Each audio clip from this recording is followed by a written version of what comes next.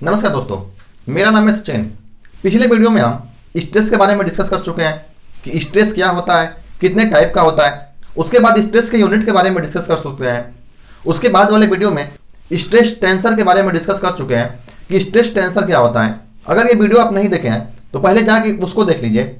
आज हम शुरू करने वाले हैं स्ट्रेन के बारे में। स्ट्रेन का सीधा सा मतलब होता है कि डिफॉर्मेशन, यानी कि डिफॉर्मेशन को जो मेजर किया जाता है उसे हम स्ट्रेन में करते हैं। जैसे मान लीजिए किसी बॉडी पे आप, जैसे मान लीजिए कि ये बॉडी है, इसमें हम एक्सटर्नल लोड लगाएं तो एक्सटर्नल लोड की वजह से इसमें इंटरनल रेजिस्टेंस पैदा होगा।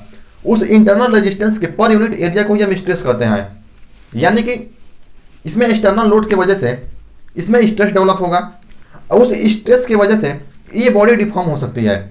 इसके मॉलिक्यूल्स में थोड़े चेंजेस आएंगे जिसकी वजह से ये बॉडी डिफॉर्म होगी, डिफॉर्मेशन आएगा। तो स्ट्रेन में जनरली हम उसी डिफॉर्मेशन को मेजर करते हैं। तो स्ट्रेन को अगर सीधा सीधा कहा जाए तो मेजर द डिफॉर्मेशन, ये होता है स्ट्रेन। जनरली स्ट्रेन कितने टाइप के होते हैं? तो सबसे पहले स्ट्रेन होता है, सबसे पहले नॉर्मल स्ट्रेन, उसके बाद आता है आपका शियर स्ट्रेन। अगर नॉर्मल को भी डिवाइड करो तो ये 3 सेक्शन में डिवाइड होता है, लॉन्गिट्यूडनल, लेटरल स्ट्रेन, उसके बाद बैलोमेट्रिक स्ट्रेन। इसको भी अगर डिवाइड करो तो tension strain, compression strain. Lateral को भी डिवाइड करो तो टेंशन स्ट्रेन और कंप्रेशन स्ट्रेस। ये स्ट्रेन, ये होता है स्ट्रेन के टाइप। एक एक करके डिस्कस करते हैं कि इन सब का मतलब क्या होता है। सबसे पहले लॉन्गिट्यूडनल स्ट्रेन। लॉन्गिट्यूडनल स्ट्रेन क्या होता है? जब भी किसी बॉडी में उसके एक्सिस के डायरेक्शन में, उसके एक्सिस के अलोंग कोई फोर्स लग रहा हो जिसके वजह से उसमें डिफॉर्मेशन आ रहा हो, उसे कहते हैं हम लॉन्गिट्यूडनल स्ट्रेस। यानी कि लॉन्गिट्यूडनल स्ट्रेन इक्वल टू आप लिख सकते हैं along the direction of the load. यानी कि जैसे मान लीजिए कि ये कोई बॉडी है, अगर इस बॉडी में यहाँ पे अगर लोड लग रहा हो तो इस लोड के लगने से अगर इसकी इनिशियल लेंथ यल हो, इस लोड के लगने से अगर इसकी लंबाई चेंज हो जाए, अगर इसकी लंबाई चेंज होके इतना हो जाती है, यानी कि पहले यह यल था, अब डेल्टा यल इसमें लंबाई बढ़ गया है, तो इस केस में इसका स्ट्रेन हो जाएगा कि change in dimension upon original dimension. ये होता है स्ट्रेन। यानी कि इसके लॉन्गिट्यूडनल डायरेक्शन में अगर लोड लगा हो या उससे जो स्ट्रेन डेवलप हो रहा हो उसे कहते हैं स्ट्रेन। और स्ट्रेन को अगर फार्मूला के टर्म में कन्वर्ट करना हो तो स्ट्रेन को जनरली हम एप्सिलॉन से रिप्रेजेंट करते हैं। ये होता है फार्मूला इसका कि change in dimension upon original dimension.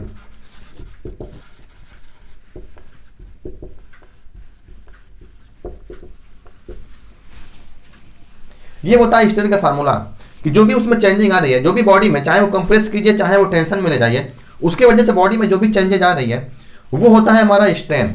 यानी कि change in dimension upon original dimension, ये होता है स्ट्रेन। अब इसके बाद देखते हैं, ये तो हो गया, इसे हम नॉर्मल स्ट्रेस भी कहते हैं क्योंकि ये इसके एक्सिस के अलोंग में है। और जब भी हम स्ट्रेस वाले चैप्टर में पढ़ चुके थे कि जब भी लोड एक्सिस के अलोंग लगे, एक्सिस के अलोंग में जब लोड लगता है तो उसे हम नॉर्मल स्ट्रेस कहते हैं। लॉन्गिट्यूडनल भी 2 टाइप के होते हैं। तो अगर हम टेंशन की बात करूं तो जैसे मान लीजिए कि ये बॉडी है, अगर टेंशन में, अगर ये बॉडी टेंशन में हो, अगर लोड बाहर की ओर लग रहा हो, खींच रहा हो, तो खींचने की वजह से इसकी लंबाई अगर यल से बढ़ के डेल्टा यल हो गई तो इस केस में इसमें टेंशन जो स्ट्रेस डेवलप होगा sigma T equal to delta L by L. तो इसे कहते हैं, इस केस इसको कहते हैं हम टेंशन स्ट्रेन। लेकिन जो इसको बॉडी के अलोंग में अगर हम कंप्रेशन की बात करें, ये हमारा कंप्रेशन, अगर हम इसकी बात करें तो अगर ये मान लीजिए कि बॉडी है, अगर इस बॉडी को कंप्रेशन में अगर लोड लगे, उसको कंप्रेस करने की कोशिश करें, अगर इसकी इनिशियल लेंथ यल हो, उस लेंथ की यल घट के इतना हो जाए, कंप्रेशन की वजह से ये घट के इतना हो जाए, डेल्टा यल अगर लेंथ घट जाए तो इस केस में स्ट्रेन हो जाएगा, कंप्रेशन स्ट्रेन इक्वल टू हो जाएगा change in length upon original length, यानी कि डेल्टा यल अपॉन एल। ये होता है कंप्रेशन का केस। जब भी किसी बॉडी को कंप्रेस किया जाता है तो कंप्रेशन की वजह से जो उसमें डिफॉर्मेशन हुआ, जो उसके लंबाई में कमी आ रही है, जो उसकी डायमेंशन में कमी आ रही है, उतना अपॉन उसकी ओरिजिनल डायमेंशन, ये हो गया कंप्रेशन।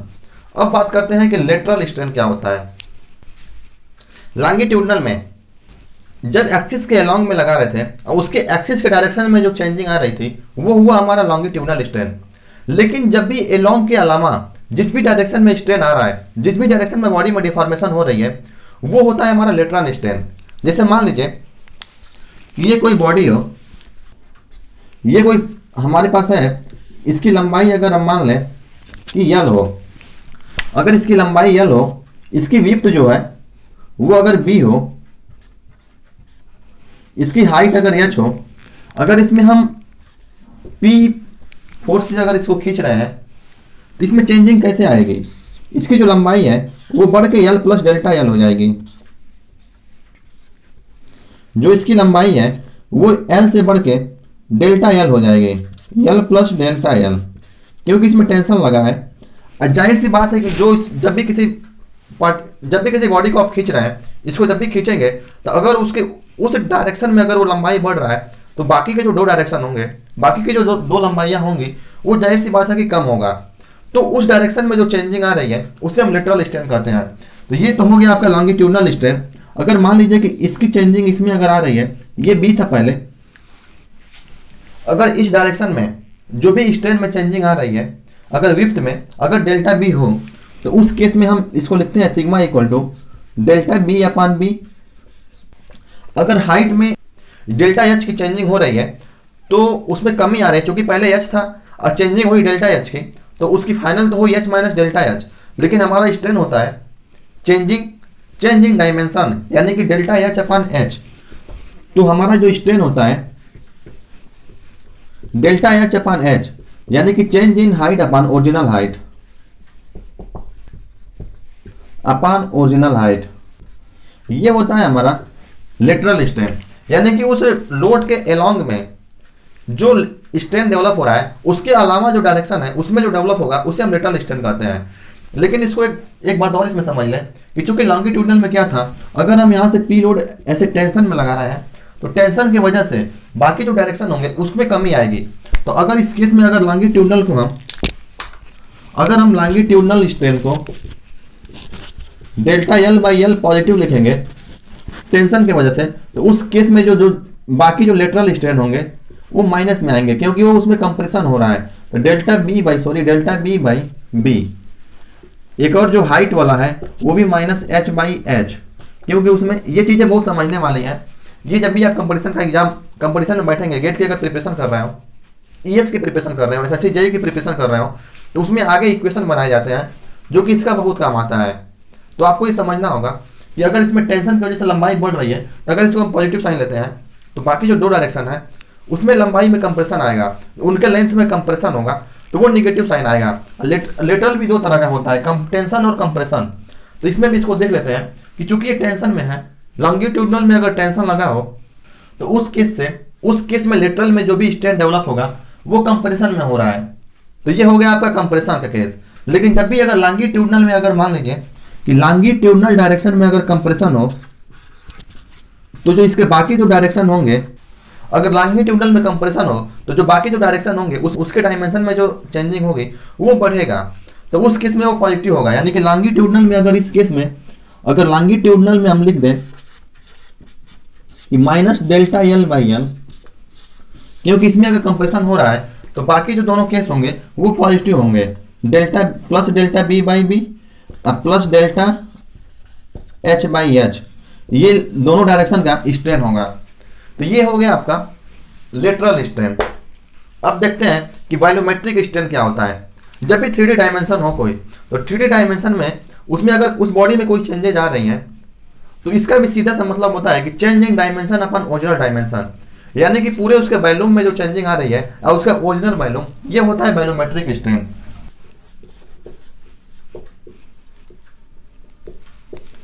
ये होता है बायोमेट्रिक स्ट्रेन, जो उसके पूरे वॉल्यूम में जो चेंजिंग हो रही है। बायोमेट्रिक स्ट्रेन सिग्मा बी से हम रिप्रेजेंट करते हैं। इसको हम लिख सकते हैं change in volume upon original volume. अगर चेंज इन वॉल्यूम डेल्टा भी हो, ओरिजिनल वॉल्यूम भी हो, तो ये होता है इसका बायोमेट्रिक स्ट्रेन। तो अब तक हम इतना पार्ट डिस्कस कर चुके हैं कि नॉर्मल स्ट्रेस के अंतर्गत उसके नॉर्मल डायरेक्शन में, उस एक्सिस के परपेंडिकुलर डायरेक्शन में, उस सरफेस एरिया के परपेंडिकुलर डायरेक्शन में जब लोड लगा हो तो उसे नॉर्मल स्ट्रेस कहते हैं। या उसी डायरेक्शन में जब डिफॉर्मेशन हो रहा है और डिफॉर्मेशन को जब मेजर करते हैं तो ऐसे हम नॉर्मल स्ट्रेन कहते हैं। इसको भी 3 भाग में डिवाइड किए। लॉन्गिट्यूडनल, जब एक्सिस के अलोंग में लगा हो तो उस अलोंग वाले डायरेक्शन में जो चेंजिंग आ रही है लॉन्गिट्यूडनल, और उस अलोंग के अलावा जो बाकी जो डायरेक्शन बचते हैं उसको लेटरल, और वॉल्यूम में अगर चेंजिंग दिखाना हो तो वॉल्यूमेट्रिक स्ट्रेन। अब हमारा लास्ट बचता है शियर स्ट्रेन क्या होता है। अब हम देखते हैं कि शियर स्ट्रेन क्या होता है। इससे पहले हम शियर स्ट्रेस पढ़ चुके हैं कि जब भी एरिया के डायरेक्शन में उस प्लेन में जब स्ट्रेस लोड लगा हो तो उसे हम शियर स्ट्रेस कहते हैं। तो स्ट्रेन भी वहीं से आएगा, जब भी सरफेस एरिया के प्लेन में लोड लगा हो, उसके टेंजेंशियल डायरेक्शन में लोड लगा हो, और उसके वजह से जो उसमें डिफॉर्मेशन हो रहा, अगर उसे मेजर करना हो तो उसे हम शियर स्ट्रेन कहते हैं। जैसे मान लीजिए कि ये बॉडी हो, अगर इसको एक एक्सिस इसका फिक्स कर दें, इस एक प्लेन को इसको हम फिक्स कर दें, तो अगर इसको हम यहाँ से अगर कोई फोर्स लगा रहे हैं, मान लीजिए कि पी फोर्स से इसको हम अगर लगा रहे हैं, तो ये 5 डिग्री इंक्लाइंड हो गए, 5 डिग्री टेंड हो गए, ये ऐसे बन जाता है। इसका फाइनल शेप ए डैश और बी डैश पे ऐसे बन जाता है। तो इसमें जाहिर सी बात है कि जो इसमें डिफॉर्मेशन आया वो फाई वाला आया। तो जनरली हम शियर स्ट्रेन को गामा से रिप्रेजेंट करते हैं। तो जो ये फाई हमारा जो डिफॉर्मेशन होगा ये हमारा शियर स्ट्रेन होता है। तो इस केस में हम शियर स्ट्रेन इक्वल टू लिख सकते हैं गामा इक्वल टू फाई, ये होता है हमारा शियर स्ट्रेन। लेकिन जब भी अगर मान लीजिए कि ये फाई बहुत स्मॉल हो, अगर phi equal to very very small हम मान लें, तो ये मैथमेटिकल टर्म है कि अगर फाई बहुत स्मॉल हो तो हम फाई इक्वल टू लिख सकते हैं 10 फाई, हम फाई इक्वल टू लिख सकते हैं 10 फाई। तो उस केस में जो हमारा गामा होता है वो 10 फाई के इक्वल हो जाता है। अगर इसमें हम 10 लगा दें तो 10 फाई इक्वल टू क्या होगा, हम लिख सकते हैं ए डैश अपान ए सी, ए डैश अपान ए सी। चूंकि मान लीजिए कि इसकी ओरिजिनल लेंथ यल हो और ये 5 टिल्ट होने के बाद, 5 डिग्री इंक्लाइंड होने के बाद, इसमें डिफॉर्मेशन होने के बाद ये डेल्टा यल की इसमें डिफॉर्मेशन हो रहा है, तो यहाँ पे हो जाएगा gamma equal to 10 phi equal to delta L upon L. ठीक है, ऐसे ही देख सकते हैं इधर भी चूंकि फाई यहाँ पे टिल्ट हुआ तो फाई यहाँ भी इंक्लाइंड होगा, तो यहाँ भी उतना ही आ जाएगा। अगर ये फाई हो तो यहाँ भी gamma equal to phi equal to, बहुत छोटा अगर गामा हो, बहुत स्मॉल हो तो 10 फाई, और 10 phi equal to B B dash upon, अगर मान लीजिए कि ये डी हो तो ये हो जाएगा B D equal to delta L by L. तो ये होता है इसका फार्मूला, इसको याद रखना है आपको, ये चीज़ें आपको काम आएंगी। आप अब देखते हैं ये सारी चीज़ें तो खत्म हो गई, जितना भी ये सारी चीज़ें था normal stress, shear stress, longitudinal, lateral, volumetric सारा देख लिए।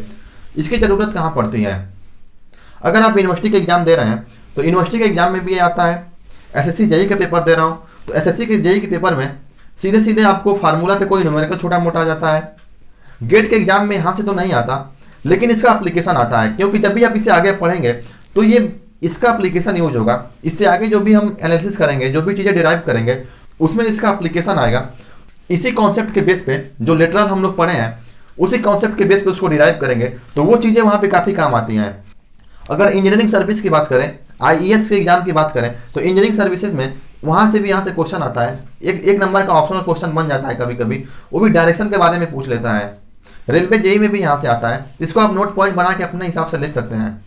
अगले वीडियो में हम हुक्स लॉ के बारे में बात करेंगे कि हुक्स लॉ क्या होता है, प्रोपोर्शनल लिमिट क्या होती है, और स्ट्रेंथ ऑफ मटेरियल हम पढ़ रहे हैं तो उस सब्जेक्ट के लिए, इस सब्जेक्ट के लिए एजम्पशन क्या है, किस एजम्पशन के बेस पे हम पूरे सब्जेक्ट को आगे पढ़ेंगे। अभी तक जो भी चीज़ें हम लोग पढ़े हैं ये सोम का बहुत ही बेसिक चीज़ है। इसके अगले लेक्चर में हम जब एजम्पशन बता देंगे कि किस एजम्पशन के बेस पे आगे सोम पढ़ेंगे, उसके बाद थोड़ी थोड़ी चीज़ें स्टार्ट होना शुरू करेंगे। अगर वीडियो अच्छी लगी हो तो वीडियो को लाइक कीजिए और सब्सक्राइब कीजिए। धन्यवाद।